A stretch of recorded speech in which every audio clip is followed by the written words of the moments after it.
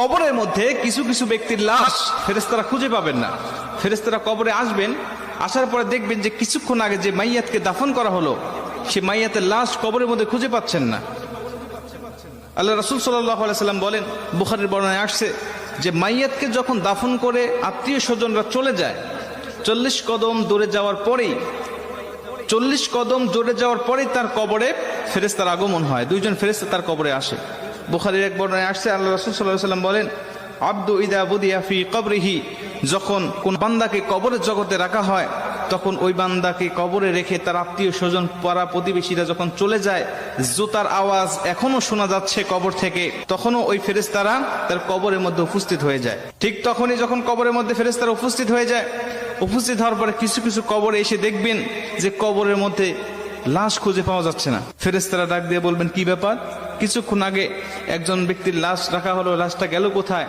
তারা তাকিয়ে দেখে যে বিশাল আকৃতির একটা পাখি কবরের মধ্যে শুয়ে আছে বা দাঁড়িয়ে আছে বা বসে আছে। পাখিকে উদ্দেশ্য করে ফেরেশতারা ডাক দিয়ে বলেন, পাখি, একটু আগে অমুকের সন্তান অমুক নামে একটা মাইয়াতকে এই কবরে রেখে গিয়েছে, ফুলান ইবনে ফুলান, অমুকের সন্তান অমুক এই কবরের মধ্যে শায়িত করা হয়েছে, সেই লাশটি গেল কোথায়? তুমি কি দেখেছো? পাখিটি ডাক দিয়ে বলবেন, হ্যাঁ আমি দেখেছি। কোথায়? বললেন, সে আমার ডানার তলে ঘুমাচ্ছে, আরামের ঘুম, প্রশান্তির ঘুম দিয়েছে, আমি তাকে কবর থেকে জাগ্রত করব না। ইসরাফিল আলাইহিস সালাতু ওয়াস সালাম যখন সিংহায় ফুঁক দিবে তখন পর্যন্ত আমি তার পাহারাদার হিসাবে এখানে থাকবো, তাকে প্রশান্তির ঘুম দেওয়ার জন্য আমি এখানে তাকে পাহারা দিব। মুসলমান ভাইরা আমার, ফেরেশতারাই পাখিকে ডাক দেয়া বলবেন, পাখি রে, ওই ব্যক্তিকে একটু বের করে দাও, আমরা তাকে শুধু 3টা প্রশ্ন করে চলে যাব। 3টা প্রশ্নের উত্তর যদি দিতে পারে তাহলে তুমি তাকে আরামের ঘুম, প্রশান্তির ঘুম তুমি তাকে পেরে রাখবে। পাখিটি ডাক দেয়া বলেন, না, আমি তাকে বের করে দিব না, আমি তাকে বের হতে দেব না, আমি তাকে ডাক দিতে পারবো না। খবরদার তোমরাও উচ্চস্বরে কথা বলবে না। বান্দা বড় ক্লান্ত শ্রান্ত শরীর নিয়ে, দেহ নিয়ে দুনিয়াতে আল্লাহর ইবাদত বন্দেগী করে এসেছে, আমি তাকে প্রশান্তির ঘুম পাড়িয়েছি, এই ঘুম থেকে আমি তাকে জাগনা করতে পারবো না।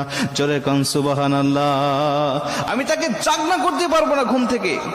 ফেরেশতারা ডাক দিয়া বলবেন, তোমাকে জাগনা করতেই হবে, কারণ আমি তাকে 3টা প্রশ্ন করব, তাকে রব সম্বন্ধে, দিন সম্বন্ধে আর নবী সম্বন্ধে তার কেমন ধারণা আছে, আমি তার কাছ থেকে এই জবাবদিহিটা নিতে চাই। তারপরে তুমি তাকে আরামের ঘুম, প্রশান্তির ঘুম তুমি তাকে পারাবে, যদি সে উত্তরগুলো দিতে পারে। আর যদি না দিতে পারে তাহলে তার কবরটা হবে জাহান্নাম, জাহান্নামের গর্ত, তাকে জাহান্নামের বিভিন্ন আযাবগুলো ভক্ষণ করতে হবে। মুসলমান ভাইরা আমার, পাখিটি সঙ্গে সঙ্গে ডাক দিয়া বলেন, ফেরেশতা, তুমি জানো না এই ব্যক্তিকে আমার